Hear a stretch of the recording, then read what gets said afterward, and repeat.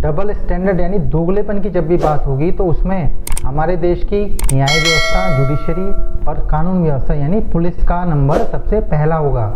इसका ताज़ा एग्जांपल देखने को मिला पुणे में। वहाँ पे एक स्टूडेंट थी जो कि बीटेक की छात्रा थी, वो सेकेंड ईयर में पढ़ती थी। उसने ऑपरेशन सिंदूर के टाइम पे एक पोस्ट किया था इंस्टाग्राम पे। उस पोस्ट को करने के बाद उसको अपनी गलती का एहसास हो गया और उसने थोड़ी देर बाद उस पोस्ट को डिलीट कर दिया। उसमें कुछ आपत्तिजनक था, तो बात वहीं पे ख़त्म हो जानी थी। लेकिन एक पुणे पुलिस के कांस्टेबल जो कि बहुत अति उत्साहित सेल्फ मोटिवेटेड पुलिस कांस्टेबल थे, उनके पास ये व्हाट्सएप के माध्यम से पोस्ट पहुंच गया। इसके बाद और हमारी पुलिस जो कि रेप और हत्या यानी मर्डर के जैसे केस में भी एफआईआर दर्ज करने में आनाकानी करती है और कई बार तो ऊपर ही कोर्ट से आदेश दिलवाना पड़ता है कि भाई एफआईआर दर्ज करो।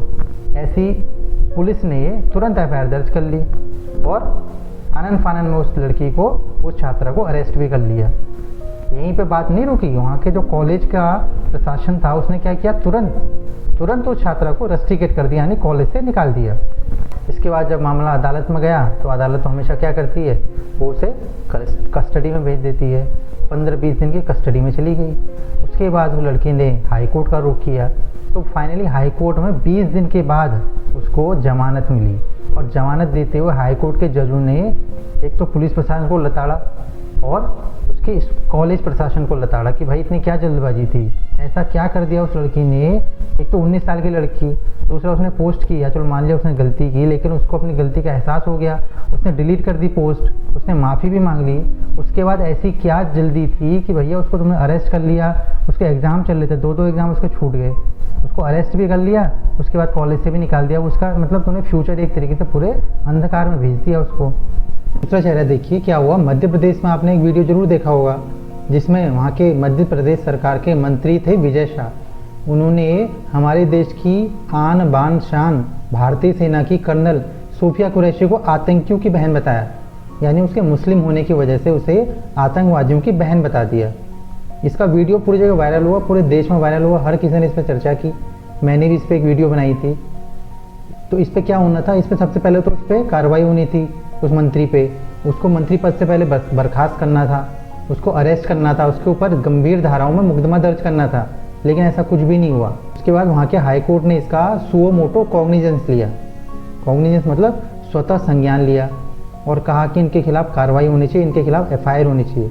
तब जाके पुलिस ने पहले तो आनाकानी की, लेकिन फाइनली जब हाई कोर्ट ने उसको लताड़ा कि भाई एफआईआर दर्ज क्यों नहीं कर रहे हो, तो उन्होंने बहुत कमज़ोर धाराओं में, यानी नई बीएनएस आई है उसकी एकदम कमज़ोर, सबसे कमज़ोर जिसमें जमानती होता है, आराम से जमानत मिल जाती है, ऐसी धाराओं में उसके ऊपर उसके खिलाफ एफआईआर दर्ज कर दी।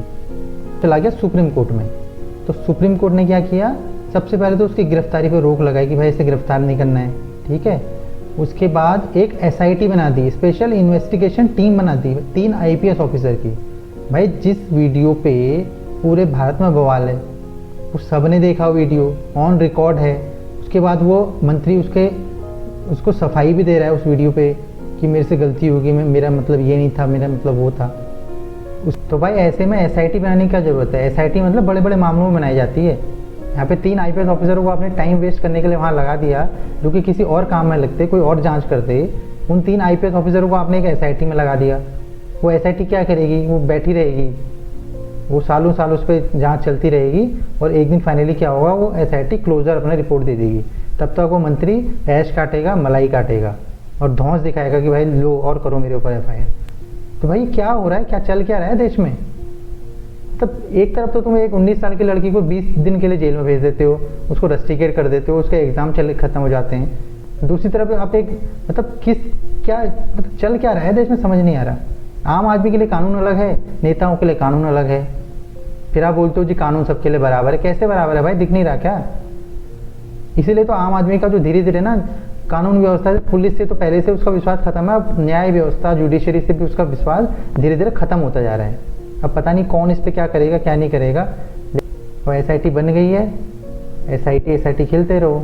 एसआईटी आपने देखी है ना, पहले भी एसआईटी कई मामलों में एसआईटी बनती है। क्या होती है, 20-25 साल एसआईटी अपनी जांच करती रहती है, क्लोजर रिपोर्ट दे देती है, उसके बाद कुछ सालों बाद दूसरी एसआईटी फिर से बन जाती है।